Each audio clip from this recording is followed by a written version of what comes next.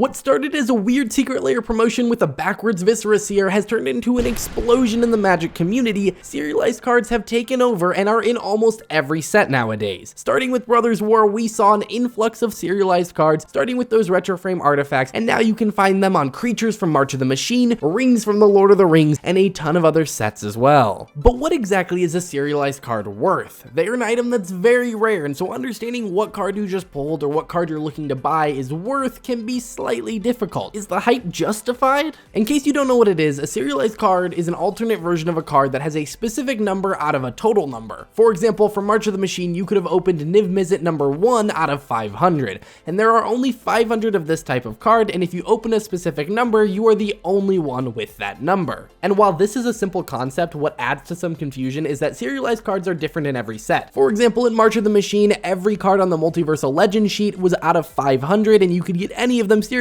but in Lord of the Rings, it was only 4 different rings, and each one had a different number that they could be. And at Murders at Karlov Manor, the different guild leaders are serialized, but they are only out of 250 instead of 500, unlike most sets. Basically, what this means is that a serialized card from one set may be worth way more than a serialized card from another. There are 4 main factors that impact how rare and therefore how expensive a serialized card is. First, how many of that serialized card exist? A 1 out of 100 is much rarer than a 1 out of 500, and therefore will be worth more. Second, what number you actually get can have an impact. Some numbers are naturally worth more. Things like 1 or the biggest number or any significant number to that card, like 12 on the 12th Doctor, and several others like 101, 69, and 420. Third is the playability of the card. Cards that actually see play are going to be worth more. Who would have thought? You can kind of think of serialization as a multiplier, and we'll get more into that a little bit later. And finally, the print run of the set can actually matter. A set with a big print run will naturally have a lower chance of each booster containing a serialized card, since the same number of cards split among more packs makes these cards rare,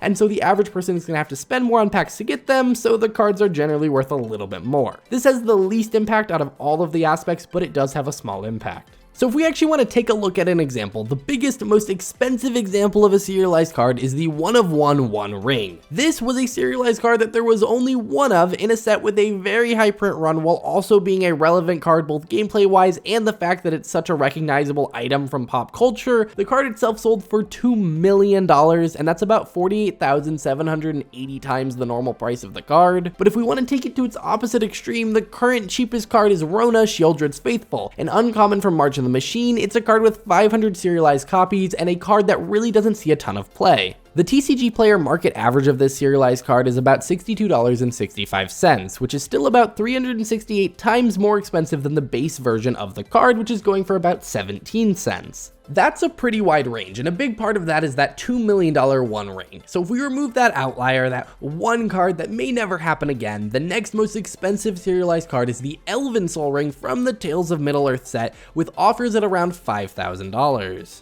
Part of the issue of serialized cards and what makes them so hard to understand how much they're worth is that the liquidity is quite low. There are not that many people looking for $5,000 soul rings or even $50 1 cent rares. Because of that, it's important to look at what's actually selling. Someone might be offering $10,000 for their first Doctor, but no one is ever going to buy that for that price. With a few exceptions, the TCG Player market average price was often right in between the highs and the lows of what was actually selling, and so all of that data was kept in for the rest of this video. However, there were some cards that were too high or too low with a couple outliers in the data, and so those were thrown out for the purposes of this video. With that in mind, I wrote up a quick Python script to go through every serialized card and get its TCG Player market price and the non-serialized card's price as well. To find the base version, we just removed the Z from the collector number for consistency's sake. That way we are always comparing the same kind of thing to the serialized version. This often means we are comparing it to the showcase version of the card, not the cheapest printing of the card. Part of the process also throws out any card that doesn't have either a base version price or a serialized price. An example is the 1 of 1 serialized ring. Since there's no price, it's excluded from the data since there are no sales numbers to go off of. In the end, we end up with a big spreadsheet with the card name, set code, normal price, and serialized price of each card. It also has the multiplier for each card and the average multiplier. This is a really interesting list to look at. For example, the card with the highest multiplier, meaning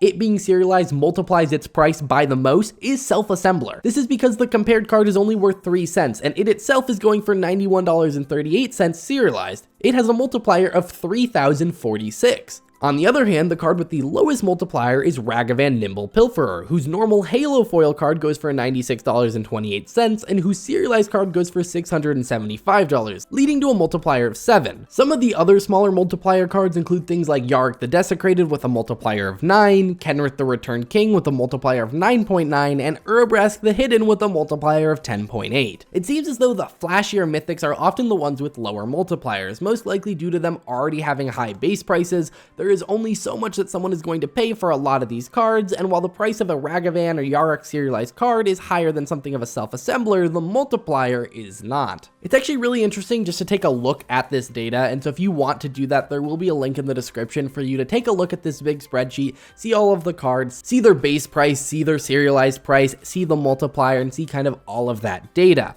And while the data individually is really interesting to look at, if you're trying to pull a broader generalization from it, looking at the averages can be quite helpful. For example, there is a mean multiplier of 303, meaning the average card is increased in price by 303 times by being serialized. However, the standard deviation, or the average distance from the mean, is also 517. That means there's a lot of variation in our actual values. While the average is 330, there are a ton of values way above that and way below that, and so that leads to a lot of variability. A more helpful look is the median multiplier, which is about 110.5, which seems a little bit more reasonable. You can expect your card to be worth about 110 times the normal version of the card, which is still incredible, but maybe not necessarily worth the amount of hype it was getting over the past couple sets.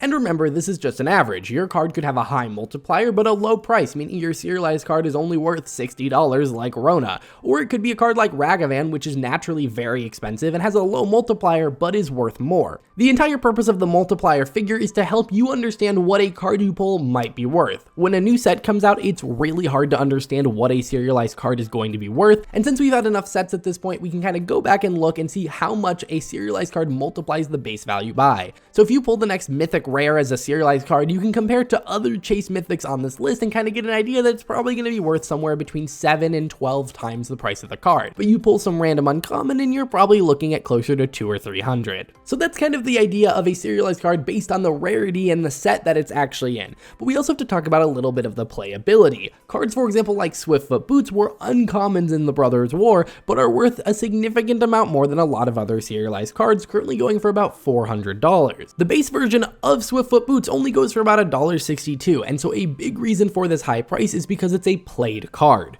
Swiftfoot Boots is kind of right in the middle. It sees a lot of play, and so it is naturally higher in both normal price and in its serialized price, but it's not a low enough value that the multiplier is crazy or a high enough value that the multiplier is small. It's kind of the perfect example of a serialized card that's kind of right in the middle. Although with a multiplier of 250, it is still twice what we would expect from the average, and a big part of that is because it is a serialized card of a playable card. Now from that data sheet, you can see the general price of cards, but the one thing you can't really see is how the actual number you get has an impact. You know, every other factor I talked about plays a part in the data on that data sheet, but the individual number does not, and it's something that's actually really hard to see. Looking through TCG Player and eBay, there just isn't enough sales to draw concrete conclusions about how a number 1 of 500 compares to a number 172 out of 500. Because of that, I'm not ready to make any claims on it yet. Just know that if you pull a number that seems special in some way, it is going to be worth more. It's just the factor of how much more is unknown at this point, and so doing more research into that specific card in that moment is going to be really helpful.